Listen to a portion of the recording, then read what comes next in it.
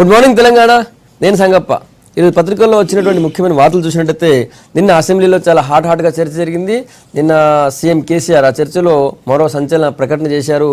Double bedroom ఇల్లు నిర్మించిన తర్వాతనే ఓట్లు అడుగుతాను, డబుల్ బెడ్రూమ్ ఇల్లు ఇవ్వకపోతే 2 లక్షల ఇల్లు నిర్మించకపోతే నేను ఈ వచ్చే ఎన్నికల్లో ఓట్లు అడగనని చెప్పి సీఎం ప్రకటించారు. ఇప్పటికే మిషన్ భగీరథకు సంబంధించిన ప్రకటన ఉంది, దానికి కూడా కట్టుబడి ఉన్నారు. డబుల్ బెడ్రూమ్ ఇల్లు 2 లక్షలు కట్టకపోతే కూడా ఓట్లు అడగనని చెప్పారు. ఈ డబుల్ బెడ్రూమ్ ఇల్లు కట్టరు, ఖచ్చితంగా దాంతో మనం లబ్ధి పొందొచ్చని ఆశపడుతున్నటువంటి ప్రతిపక్షాలకు ఆశలు నెరవేరవని చెప్పి కూడా సీఎం వాళ్ళకి ప్రతిపక్షాలకు చెప్పారు. ఆ వార్తను అన్ని పత్రికలు కూడా ప్రధానంగా పబ్లిష్ చేశాయి. మెయిన్ బ్యానర్ అదే ఈరోజు. ఇక రెండో వార్త చూసినట్టయితే ఈ ఉత్తరప్రదేశ్ ఎన్నికల్లో ఇచ్చినటువంటి హామీ వ్యవసాయ రుణాలు మాఫీ చేస్తామనే దానిపైన మా ప్రధానమంత్రి హామీ ఇచ్చారు. తర్వాత దానికి కేంద్రం కూడా మొత్తం ఆ ఖర్చంతా కేంద్రం భరిస్తుంది, ఆ నిధుల్ని కేంద్రమే ఇస్తుందని చెప్పి కేంద్ర వ్యవసాయ శాఖ మంత్రి చెప్పారు. సో దాంతో ఇప్పుడు మొత్తం దేశంలో ఉన్నటువంటి అన్ని రాష్ట్రాలకు వచ్చేసింది అది. నిన్న మన దగ్గర కూడా మండలిలో మంత్రి కేటీఆర్ ప్రశ్నించారు, మోడీ కేవలం యూపీకే ప్రధానమంత్రి, తెలంగాణ కాదా అని చెప్పి ప్రశ్నించారు. మాకు కూడా రుణమాఫీలో సగం కేంద్రం భరించాలని చెప్పి మన రాష్ట్ర ప్రభుత్వం డిమాండ్ చేసింది. అటు మహారాష్ట్ర ముఖ్యమంత్రి ఫడ్నవీస్ కూడా నిన్న కేంద్ర ఆర్థిక తర్వాత వ్యవసాయ శాఖ మంత్రులు కలిశారు, మాకు కూడా రుణమాఫీ వర్తింప చేయాలని చెప్పారు. అటు తమిళనాడు నుంచి కూడా వ్యవసాయ శాఖ మంత్రి ఇతర మంత్రుల బృందం పోయి అడిగింది, అక్కడ కూడా రుణమాఫీ చేయాలని చెప్పి. మొత్తానికి ఇప్పుడు కేంద్రము ఈ దేశంలో ఉన్నటువంటి అన్ని రాష్ట్రాలుగా రుణమాఫీకి సంబంధించిన ఇష్యూ పైన చర్చ జరుగుతుంది. ఆ వార్తను కూడా ఇంకో బ్యానర్గా పత్రికలు కూడా పబ్లిష్ చేసినాయి. ఇక మూడో వార్త, 2000 నోట్లని ఉపసంహరించామని చెప్పి నిన్న లోక్సభలో కేంద్ర ఆర్థిక మంత్రి అరుణ్ జైట్లీ ప్రకటించారు. ఇప్పటికే 2000 నోట్ని తీసేస్తారు, మళ్ళీ దాన్ని రద్దు చేస్తారని బాగా చర్చ జరుగుతుంది. దానికి సంబంధించి ఒక స్పష్టమైన ప్రకటన నిన్న చేశారు. ఇంకొకటి ఏంటంటే ప్రయోగాత్మకంగా 10 రూపాయల నోట్ని ప్లాస్టిక్ నోట్లని 10 రూపాయల ప్లాస్టిక్ నోట్ని ప్రవేశపెడతామని చెప్పి అరుణ్ జైట్లీ చెప్పారు. ఆ వార్త ఒకటి ప్రధానంగా ఉంది. ఆ తర్వాత జనవరి 1 నుంచే ఆర్థిక సంవత్సరం ఉండాలని చెప్పి నిన్న పార్లమెంట్కి సంబంధించినటువంటి పార్లమెంట్ స్థాయి సంఘం ప్రభుత్వానికి సూచించింది. అది బ్రిటిష్ వాళ్ళ యొక్క పాలసీ, అది బ్రిటిష్ వాళ్ళది ఇంకా ఎన్ని రోజులు భరించాలి, మార్చ్ టు ఏప్రిల్ అనేది నిన్న పార్లమెంట్ స్థాయి సంఘం చెప్పింది. అదొక వార్త కూడా ప్రధానంగా ఉంది. ఇవి ముఖ్యంగా ఉన్నటువంటి వార్తలు. ముఖ్యంగా ఇప్పుడు డబుల్ బెడ్రూమ్ ఇల్లు కడితేనే 2 లక్షల డబుల్ బెడ్రూమ్ ఇల్లు కడితేనే ఓట్లు అడగడం, లేకపోతే అడగమని చెప్పినటువంటి సీఎం ప్రకటన పైన యావత్ రాష్ట్రం అంతా ఇప్పుడు బాగా చర్చ జరుగుతుంది. ముఖ్యంగా రాజకీయాల్లో పెద్ద కలకలం ఉంది. చూద్దాం దానిపైన ప్రతిపక్షాలు కూడా ఎట్లా స్పందిస్తాయి. నిజానికి డబుల్ బెడ్రూమ్ ఇల్లు సాధ్యమే కాదనే భావనలో వాళ్ళు ఉన్నారని చెప్పి సీఎం అన్నారు. ఈ విషయం మీద మాట్లాడదాం. మనతో చర్చలో సీనియర్ జర్నలిస్ట్, రాజకీయ విశ్లేషకులు వేణుగోపాల్ గారు, తర్వాత బీజేపీ నుంచి ఆచార్య గారు, కాంగ్రెస్ నుంచి కత్తి వెంకటస్వామి గారు, మా వరంగల్ స్టూడియోలో ఎంపీ టీఆర్ఎస్ నుంచి ఎంపీ సీతారాం నాయక్ గారు మనతో ఉన్నారు. ముందుగా వేణుగోపాల్ గారు, నిన్నటి సీఎం కామెంట్ పైన మీ అభిప్రాయం ఏంది? ముఖ్యంగా ఇప్పటికే మిషన్ భగీరథకు సంబంధించి వర్క్స్ కూడా చాలా ఫాస్ట్గా జరుగుతున్నాయి, ఇస్తామని చెప్పి ప్రభుత్వం అంటుంది. ఇప్పుడు డబుల్ బెడ్రూమ్ ఇల్లు ఇంకా 2 నెలలు మాత్రం టైం ఉంది. 2 లక్షల ఇల్లు, అర్బన్లో 1,00,000, అంటే హైదరాబాద్లో 1,00,000, బయట జిల్లాలో 1,00,000. ఇది ముఖ్యంగా ఇంటింటికి నీరు ఇవ్వకపోతే ఓట్లు అడగనని ముఖ్యమంత్రి ఇదివరకు ప్రకటించారు.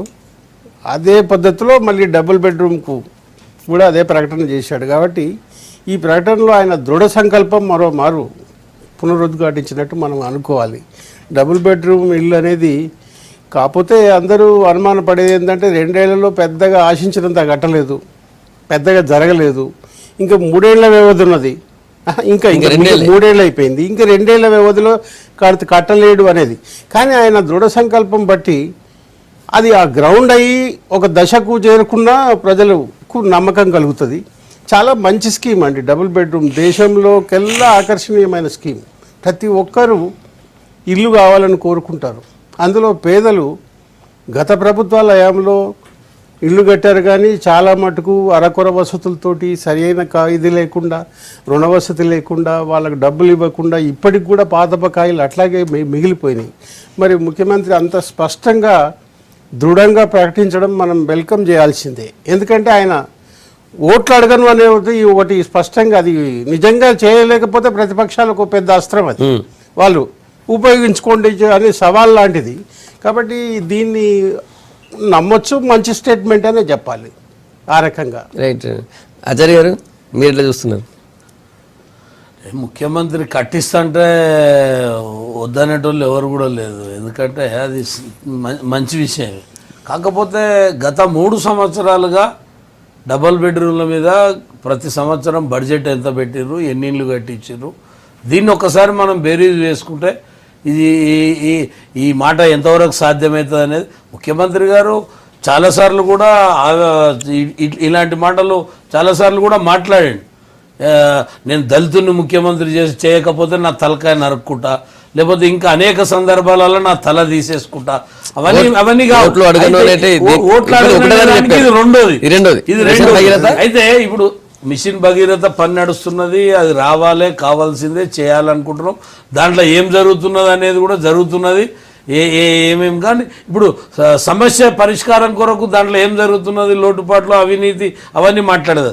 ఇలా ప్రస్తుతం డబల్ బెడ్రూమ్ల విషయంలో గత 3 సంవత్సరాల కాలంలో ఎర్రవెల్లి ఆ పక్కన ఉన్నటువంటి గ్రామంలో కేవలం అక్కడొక 200, అక్కడొక 300, 400, 700 ఇండ్లు కట్టారు. గత సంవత్సరము 40,000 ఇండ్లు కేంద్రం నుంచి వచ్చినాయి. పోయిన సంవత్సరం 51,000 వచ్చినాయి.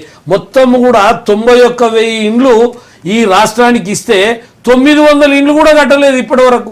ఒక్కొక్క ఇల్లుకు 1,50,000, 1,60,000 సబ్సిడీ ఇచ్చి ఏదైతే లబ్ధిదారులకు ఇవ్వాలన్నారు, ఇవాళటి వరకు కూడా 3 ఏళ్లలో లబ్ధిదారుల ఎంపిక జరగలే, గ్రామాలల్లో లబ్ధిదారుల ఎంపిక జరగలే. మొదటి సంవత్సరం 400 ఇండ్లు అసెంబ్లీకి ఇస్తున్నారు. 4 ఇండ్లకు ముగ్గు పోసి 4 ఇండ్లు బీస్మెంట్ చేయలే. ఎక్కడన్నా పట్టణాలలో ఏమన్నా చేస్తే అది ప్రారంభం లేక అట్లా చేసిరు. ఇవాళ కాంట్రాక్టర్లు దాన్ని చేతులు ఎత్తేసిరు. ఎన్ని రోజులుగా వస్తున్న మీరు చేస్తున్న కామెంట్ అదే. ఇప్పుడు 2 లక్షలు కట్టకపోతే నేను ఓటే అడగను. ఇవన్నీ కూడా ఓట్లు అడగను అనేటువంటిది అవన్నీ కాదు. మీరు ప్రతిపక్షాలు వాడుకుంటారు, ఎట్లా వాడుకునేదానికి కాదు. ఇప్పుడు 3 ఏళ్ల సమయం అయిపోయింది. ఇలా 3 ఏళ్ళు ఒకవేళ నిజంగానే సంవత్సరానికి ఇండ్లు కట్టిస్తే 3 ఏళ్ళు ఆ ఇండ్లు లేనటువంటి వాళ్ళు ఇళ్లలో పండుకుందరు కదా. ఇంకా ఇల్లు లేనటువంటి వాళ్ళు ఆ రకంగానే ఉన్నారు కదా. మేమేమంటున్నాం అంటే నిజంగానే ఒకవేళ చిత్తశుద్ధితోటి కట్టియాలనుకుంటే 91,000 ఇండ్లు కేంద్రము సబ్సిడీ ఇస్తే ఇప్పటి వరకు 900 ఇండ్లు కట్టలేదు. 91,000 ఇచ్చింది, 91,000 ఇండ్లు 1,50,000 రూపాయలు ఇచ్చారు. నిజంగా గతంలో ఏమి ఇచ్చేది 25,000 లేకపోతే 75,000, 1,00,000 రూపాయల దాకా ఇందిరమ్మ ఇండ్లు ఉండే. మరి అలా ఆనాడు కట్టుకోలేదా ఇండ్లు?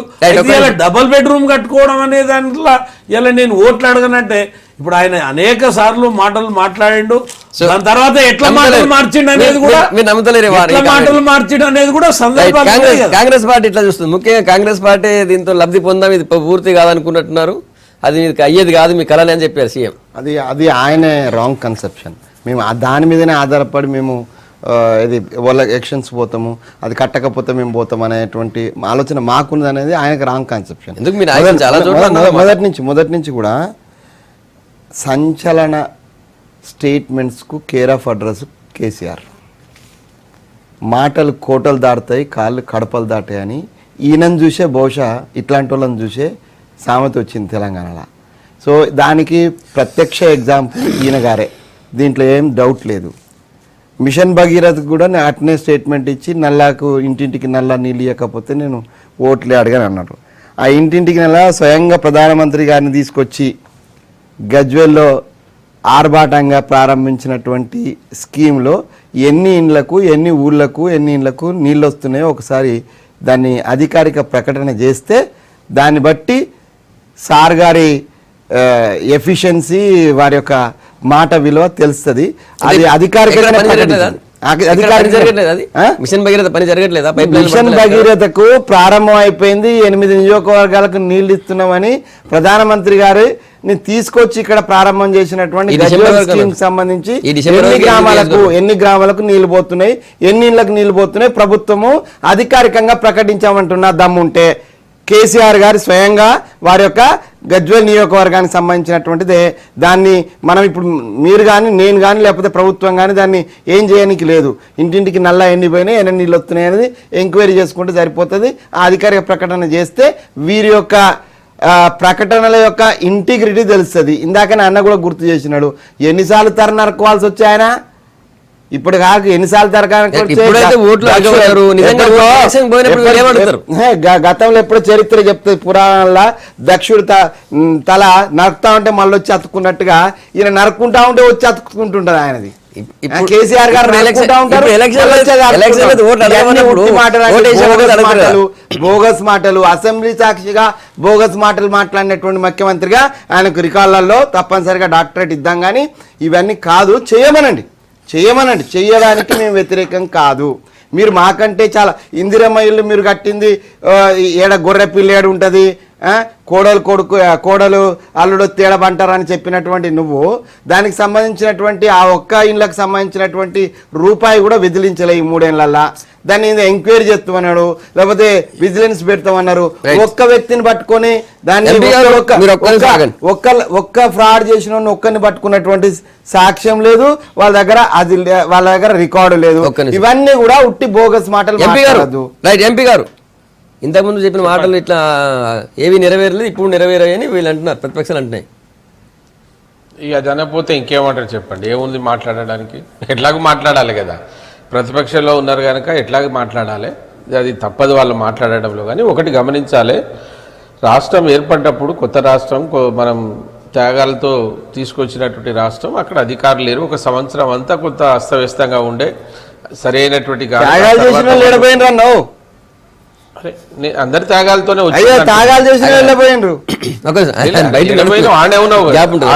మాట్లాడుతున్నావు కదా.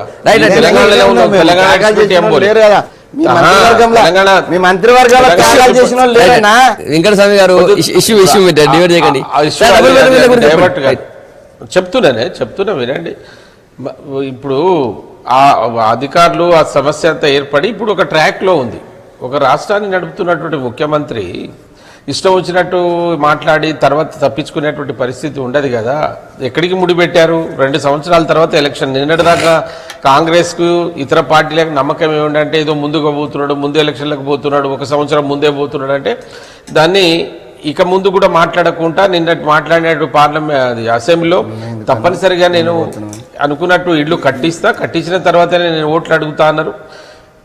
మిషన్ భగీరథ మీద వీళ్ళకి ఎందుకు అనుమానమో నాకు తెలియదు. ఇప్పటికీ పైప్ లైన్లన్నీ అన్ని గ్రామాలలో వచ్చినాయి, అన్ని ఊర్లకు వచ్చినాయి. నీళ్లు వదలడానికి లైన్ రావడానికి ఏదైనా హోమ్ టామ్ అంటే వచ్చేస్తుంది, అది రాదు కదా. తెలిసి కూడా అట్లా మాట్లాడితే ఎట్లా? ఒకవేళ మీకు అనుమానాలు ఉంటే దాన్ని టైం పట్టదా? దేనికి? వేరే వాళ్ళు చేసిన దానికి టైం పట్టదా? మీకు తెస్తే టైం పడుతుందా? వేరే వాళ్ళు ఏంది అంటే మేము ఇప్పుడు ఇంతకుముందు గత ప్రభుత్వాలు చేసిన వాటికి టైం పట్టదా? ఏం చేసిన? అప్పుడు కూడా ఏమన్నా మిషన్ భగీరథ వాటర్ ఎక్కడిది? మౌలానా ఆజాద్ సుజల సేవకి సంబంధించింది కాదా? ఎక్కడి నుంచి ఇస్తున్నది? సుజల సేవకి సంబంధించిన కాదా? తీసుకొచ్చి గోదావరి నీళ్లు హైదరాబాద్ దాంట్లో అడ్డుకున్నది మీరు కాదా? ఆ వాటర్ మీరు తీసుకొచ్చిందా? మిషన్ భగీరథ తీసుకొచ్చినావు. చెప్పేది రాష్ట్రంలో ఉండే అన్ని గ్రామాలకి వాళ్ళు అంటున్నారు, మీరు హైదరాబాద్ ఒకటి మీరు హైదరాబాద్ ఒకటి రాష్ట్రంలో వాటర్ అదే సార్. సుజల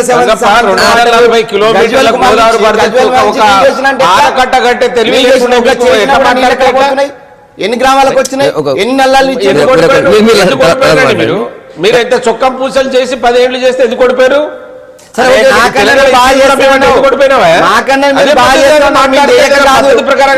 లక్షల కొద్ది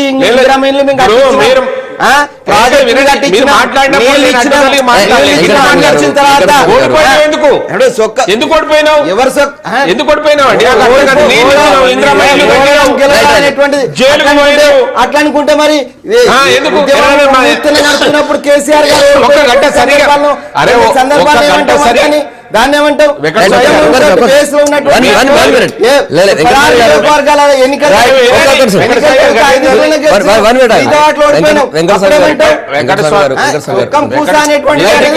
పద్ధతి కాదు. ఒక ప్రొఫెసర్ గుండి అట్లా మాట్లాడకండి మీరు. మనము డబుల్ బెడ్రూమ్ ఇళ్ళకి సంబంధించి మాట్లాడుతున్నాం.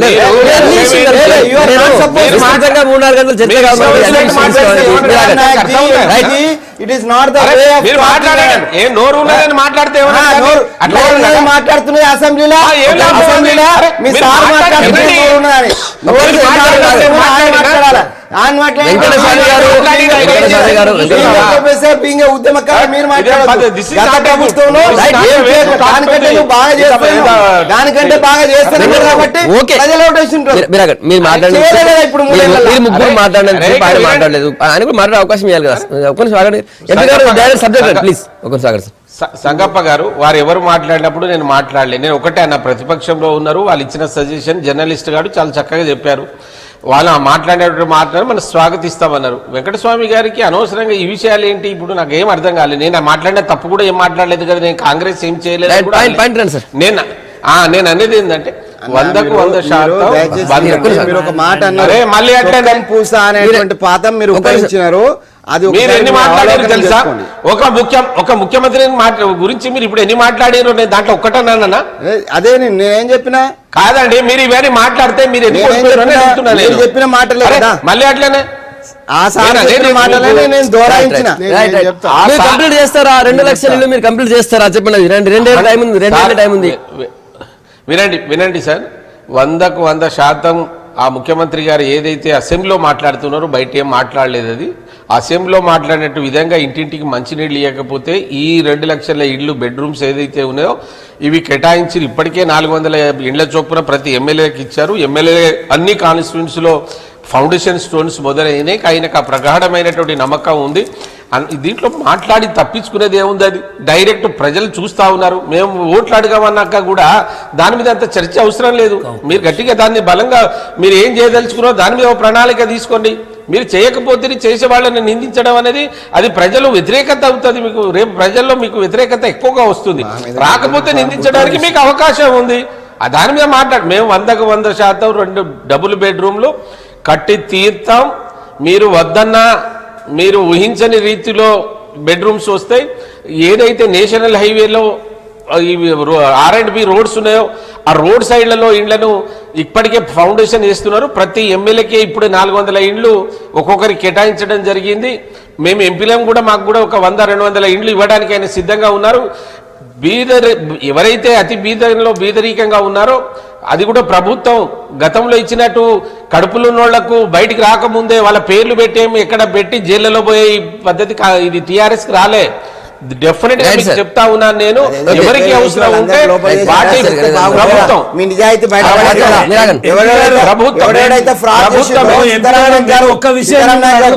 ఎవరెవరైతే ఎంపీ గారు నేను ఒక విషయం అడుగుతున్నాము. 400 ఇండ్లు ఫౌండేషన్ వేసిర్రు అన్నారు కదా, ఇది 3 ఏళ్ళకి 400 ఇండ్లు అసెంబ్లీకి 400 ఇండ్లు అసెంబ్లీకి ఒక్కొక్క అసెంబ్లీకి 400 ఇండ్లు ఇచ్చి 3 ఏళ్ళకి ఇచ్చిర్రు. ఇవాళటి వరకు 3 ఏళ్ళు ఎట్లా మాట్లాడితే మీరు తెలుసుకోండి.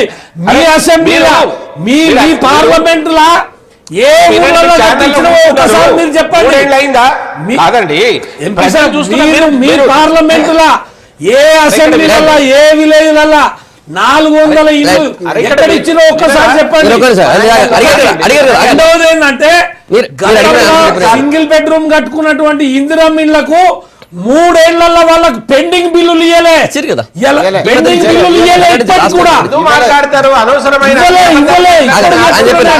మాట్లాడడం కష్టం.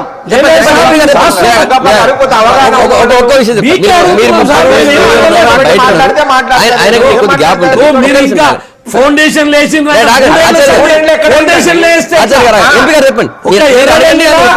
సంగప్ప గారు వాళ్ళు పెద్దలు అక్కడ కూర్చున్నారు. విఘ్నులు ఒక పార్టీ తరఫున వచ్చాట మాట్లాడుతున్నారు. ఈ ప్రభుత్వం వచ్చి 3 ఏళ్ళు అయిందండి. 3 ఏళ్ల కింద ఇండ్లు ఇచ్చినట్టారు. ఎప్పుడైనా మాట్లాడుతున్నారు వచ్చిన కొత్త 3 ఏళ్ళు ఎక్కడైందండి? ఇప్పుడు మళ్ళీ June 2 వస్తే కదా 3 ఏళ్ళు బడ్జెట్ పెట్టినావు కదా. అరే మళ్ళీ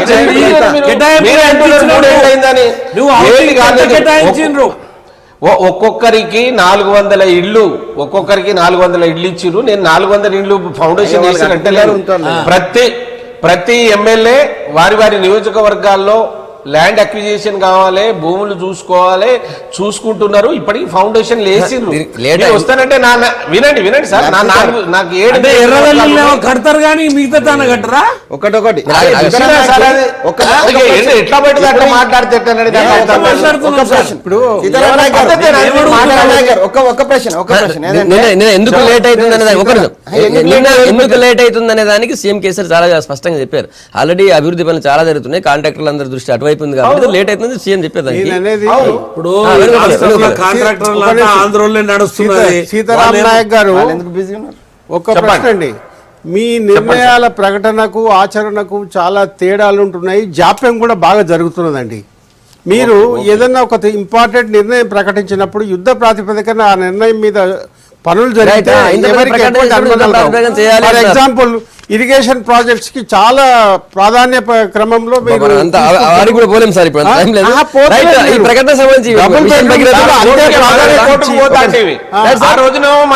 ఆ రోజున ఒక ఆనకట్ట కట్టకపోతే ఇప్పుడు కోట్లకు పోతారు.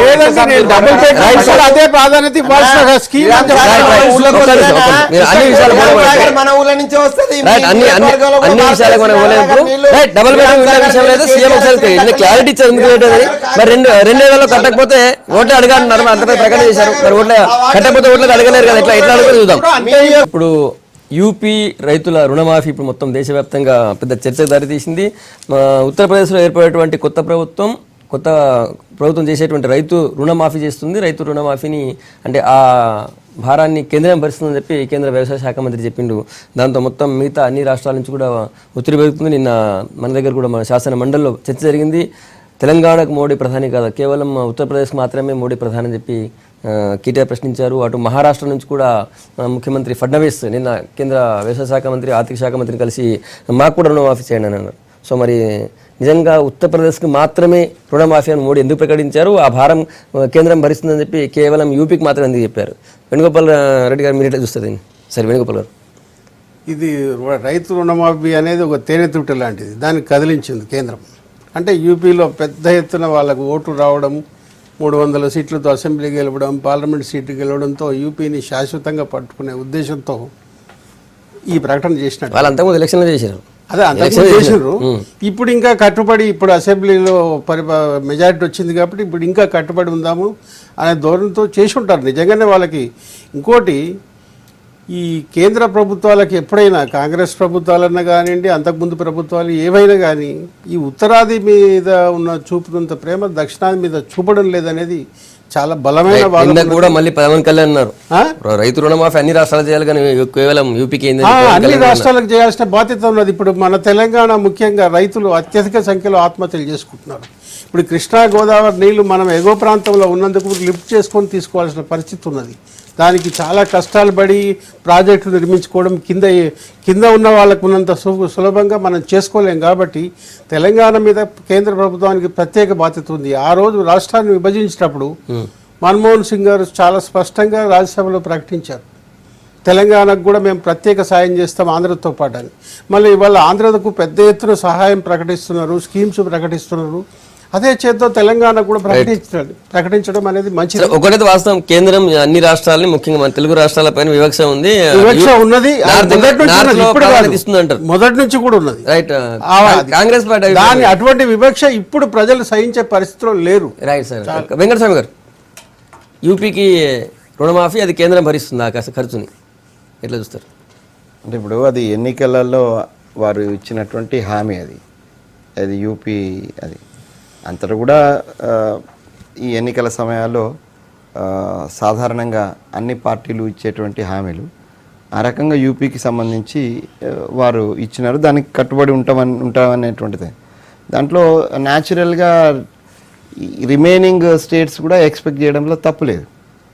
రిమైనింగ్ స్టేట్స్ కూడా మాకు కూడా కావాలి, మాకు కూడా ఆ షేర్ ఇవ్వాలి, మాకు కూడా. కేంద్రంలో ఉన్న ప్రధానమంత్రి ఒకటే స్టేట్స్కి ప్రకటన చేస్తారు, దానికి మిగతా వాళ్ళు అడగడం ఎందుకు? చేస్తే మొత్తం భారతదేశం ప్రకటించాలి కదా ప్రధానమంత్రి. అట్లా ఇప్పుడు మేము అధికారంలో ఉన్నప్పుడు మేము చేసి దేశానికి సంబంధించి 72,000 కోట్ల రూపాయలకు సంబంధించి మేము చేసినాం. అదే రకంగా భారతీయ జనతా పార్టీ కూడా మొత్తం దేశానికి చేసిన మొత్తానికి కూడా అదే రకమైనటువంటి సహాయాన్ని అందించినట్టు ఉంటే everybody will appreciate. Otherwise PM will become the CM of the Uttar Pradesh, natural. Right MP గారు ఒక్క నిమిషం, నేను ఎంపీ గారికి వారు మాట్లాడే ముందు Right. ఈ బెడ్రూమ్ లకు ఆ సంబంధించి బెడ్రూమ్ తర్వాత ఆ, 11,9 తక్కువ టైం ఉంది. వెంకటస్వామి గారు, ప్రొఫెసర్ గారు, please. 11,9 ఎంత వెంకటస్వామి వస్తున్నాయి? గారు. మరి అది 2 లక్షలకు రీచ్ Right, కావడం లేదు. ఆగండి. ఒకసారి calculate చేసుకోండి. మీరు ఆగండి. రైట్ ఎంపీ గారు, ఇప్పుడు ఈ రుణమాఫీకి సంబంధించి రాష్ట్ర ప్రభుత్వం ఏం చేయబోతుంది? యూపీకి ఆల్రెడీ వాళ్ళ కేంద్రం భరిస్తుందని చెప్పింది కదా. మాట్లాడుతూ మీరు పెద్దలు మాట్లాడినప్పుడు ఈ ఉత్తర భారతదేశానికి దక్షిణ భారతదేశానికి తేడా ఉన్నదన్నారు. అది 100కు 100%. మనం ఎందుకో మరి ఇంతమంది ఇక్కడ నుంచి పార్లమెంట్ సభ్యులు ఈ ప్రాంతం నుంచి ఉన్న వాళ్ళు కర్ణాటక కానీ, తమిళనాడు కానీ, కేరళ కానీ, ఇక్కడ ఉండేటువంటి ఆంధ్రప్రదేశ్ ఇంతమంది ఎంపీలు ఉన్నప్పుడు కూడా ఈ వాయిస్ లేదు. నీకు అక్కడ చూస్తే ఎంప్లాయ్మెంట్లో కూడా ఏదైతే మన పర్సంటేజ్ ఉండాలో అది లేదు. రెండవది, ఇక్కడ జరిగేటువంటి అభివృద్ధి కార్యక్రమాల్లో కూడా మనం రైల్వే నుంచి మనం 60% ఇస్తే మొత్తం ఉత్తర భారతదేశం అంతా 40% ఉంది ఇన్కమ్. మీరు ఆ బడ్జెట్లో చూస్తే 60% ఇస్తున్నటువంటి ఈ ప్రాంతానికి కూడా ఎందుకో ఒక నిర్లిప్తత, ఒక పద్ధతిగా ఏ ప్రభుత్వం ఉన్నా మొదటి నుంచి చూడలేదు. ఇప్పుడు ప్రధానమంత్రి గారిని మేము గతంలో అడిగాం, సార్ మా దగ్గర ఇట్లా ప్రాబ్లం ఉంది, వ్యవసాయ రంగంలో చనిపోతున్నారు, మా ప్రభుత్వం మేము మాట ఇచ్చాం, మాకు మీరు రుణమాఫీ చేయమంటే ఏమైనా ఏడ్చిన పిల్లలకు చాక్లెట్లు ఇచ్చినట్టు ఇదేమైనా ఏమనుకుంటున్నారు, ఇష్టం వచ్చినట్టు మీరు స్కీములు ప్రకటిస్తారా అని ఇష్టం వచ్చినట్టు మాట్లాడారు. మేము పార్లమెంట్లో పోయి వాళ్ళని రిక్వెస్ట్ చేస్తే, వ్యవసాయ శాఖ మంత్రి వాళ్ళని అడిగితే, మరి ఇవాళ వీళ్ళు ఏం చాక్లెట్ ఇస్తామని ఉత్తరప్రదేశ్లో ఓట్లు వచ్చినంత మాత్రాన మేము రుణపడి ఉంటామంటే వాళ్ళు దేశానికి ప్రధానమంత్రి, ఈ దేశానికి అందరినీ అన్ని రాష్ట్రాలను సరి అయినటువంటి దృక్పథంతో చూడవలసినటువంటి బాధ్యత ప్రభుత్వం ఉంది, ప్రధానమంత్రిది ఉంది. మరి వాళ్ళు ఇవాళ ఏదో మాకు ఓట్లు వేసిరని మీకు అటువంటి చామే ఉంటే అన్ని రాష్ట్రాల్లో వేయాలి. ఎక్కడో దగ్గర యాంటీ ఇన్కంబెన్సీ ఉంటుంది, ఓట్లు వేసినంత మాత్రాన మేము వాళ్ళనే మోస్తాం, మిగతా వాళ్ళని చూడమంటే ఎట్లా? ఈ దేశం భారతదేశంలో అన్ని రకాలైనటువంటి అన్యాయం ఈ ప్రాంతానికి, ఉత్తర భారతదేశానికి జరుగుతూ ఉంది. అది దక్షిణ భారతదేశానికి మేము దగ్గర ఉండి చూస్తూ ఉన్నాం. 10 సార్లు చెప్పినా కూడా చాక్లెట్లు ఇస్తారా, అట్లు ఇస్తారని మాట్లాడినటువంటి వాళ్ళు ఇవాళ 24,000 కోట్ల రూపాయలు ఎట్లా ఇస్తారు? రేపు పార్లమెంట్ నడవనియరు. వాళ్ళు ఏదో అనుకుంటున్నారు.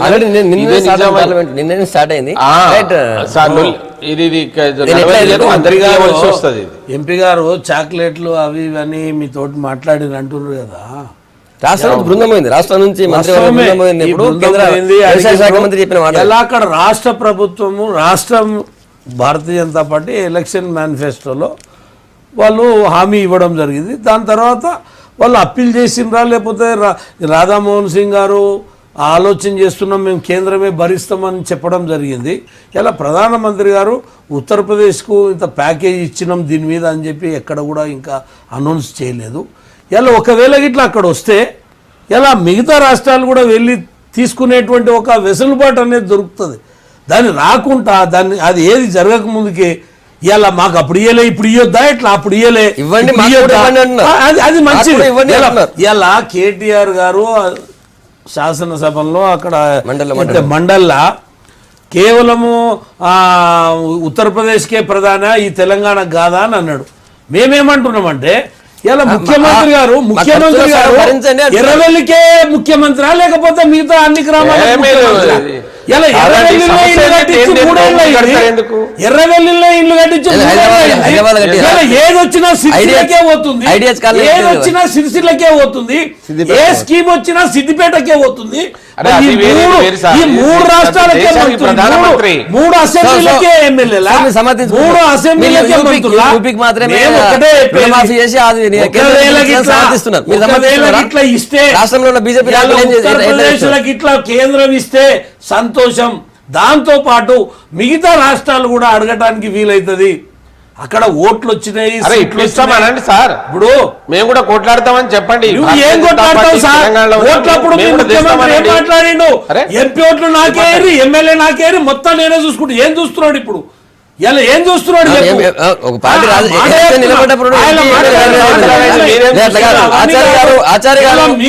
తప్పించుకోవడానికి టిఆర్ఎస్ ఎమ్మెల్యేలు ఎక్కడెక్కడ ఉన్నారో అక్కడనే పనులు ఇచ్చి అక్కడనే వ్యవస్థలు నడుపుతలేరా చెప్పండి. వాస్తవాలు చెప్పండి. కాంగ్రెస్ ఎమ్మెల్యేల దగ్గర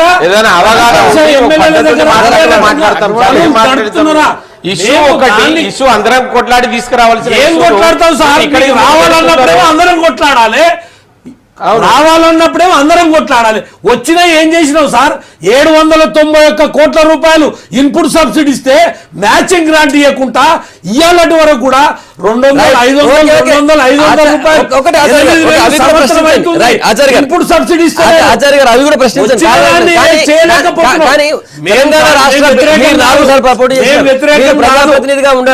ఉత్తరప్రదేశ్ కి ఇట్లా ఇస్తే మరి అది చెప్పండి. మహారాష్ట్రకి ఇవ్వాలి, మహారాష్ట్ర తెలంగాణ నాయకుడిగా ఇక్కడ నాయకుడిగా ఇక్కడ కాంగ్రెస్ టైంలో ఎవరు కాంగ్రెస్ రైతులకు కేంద్రం కామన్ గా ఇచ్చిండ్రు. రాష్ట్రంలో కూడా రాజశేఖర రెడ్డి ఉన్నప్పుడు కామన్ గానే ఇన్పుట్ సబ్సిడీ ఇచ్చిండ్రు. ఇవాళ ఏమైతుంది? ఆలదు వచ్చిన డబ్బులు వంచలేకపోతున్నారు. అది వేరే విషయం. ఉత్తరప్రదేశ్ ఇస్తే సంతోషం, మనం కూడా తీసుకురానికి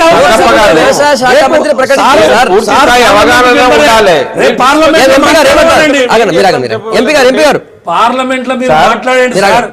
మీరు 12 మంది ప్రజలు గెలిపించి మాట్లాడండి. కాదు మీరు కూడా అడగండి. మేము కూడా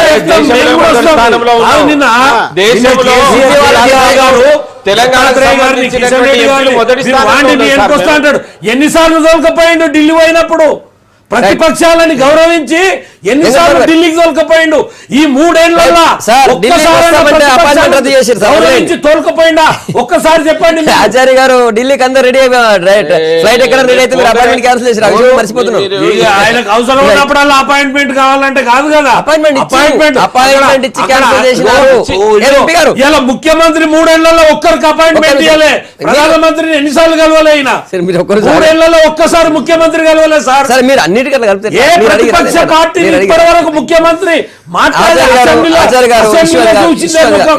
ఫైనల్ గా ఎంపీ గారు ఏం చెప్తున్నారు సార్? మేము ఎట్టి పరిస్థితిలో ఈ వివక్ష ఏదైతే ఉందో ఉత్తర భారతదేశానికి మీరు చూపిస్తున్న వివక్ష కంటే చాలా తక్కువ.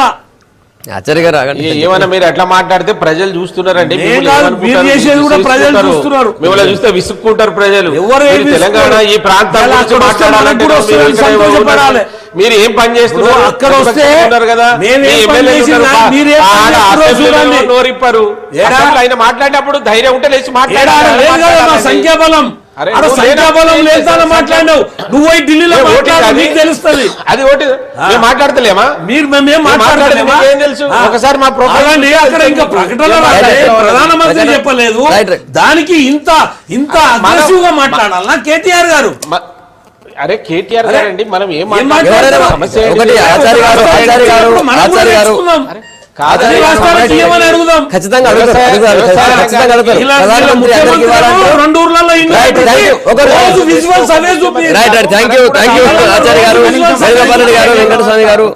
ఒక్క నిమిషం. జనరల్ గా దేశానికి సంబంధించినటువంటి అంశం కాబట్టి ఒక ఉత్తరప్రదేశ్కి పరిమితం అయితే డెఫినెట్గా ఈ క్వశ్చన్ వస్తుంది. మన దగ్గర కూడా రైతులు ఎలా మనకు 4th ఫేజ్ రాక 3rd ఫేజ్ లో ఆఫే వచ్చి ఇబ్బంది ఉంది. ఇది వాళ్ళ గుడ్ మార్నింగ్ తెలంగాణ. మళ్ళీ సోమవారం కలుద్దాం. Stay tune.